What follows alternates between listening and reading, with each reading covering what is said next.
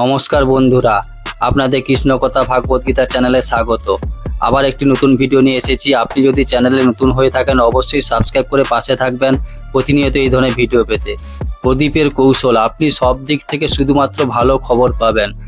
বন্ধুরা, প্রদীপ জ্বালানো মানে অন্ধকার জীবন থেকে বেরিয়ে আসা। একটি ছোট প্রদীপও মানুষের জীবনে সুখ পূর্ণ করতে পারে। বন্ধুরা, হিন্দু ধর্মে ঈশ্বরের সামনে প্রদীপ জ্বালানোর কথা রয়েছে।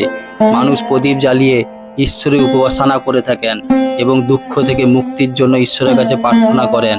শাস্ত্র অনুসারে প্রদীপ জ্বালানো অত্যন্ত শুভ বলে মনে করা হয়, বিশেষ করে ঘি ও সরিষা তেলের প্রদীপ।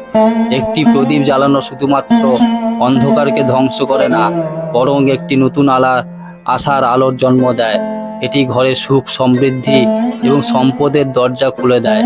কথিত আছে, প্রদীপ জ্বালালে ঘরে ইতিবাচক শক্তি আসে, নেতিবাচকতা চলে যায়, আমাদের চিন্তা করার ক্ষমতা বৃদ্ধি পায়। শাস্ত্র অনুসারে প্রদীপ জ্বালানো অনেক উপকার দেয়, তাই ভিডিওটির মাধ্যমে সেই উপকারগুলির কথা আজকে জেনে নিন। জয় শ্রীকৃষ্ণ, রাধে রাধে।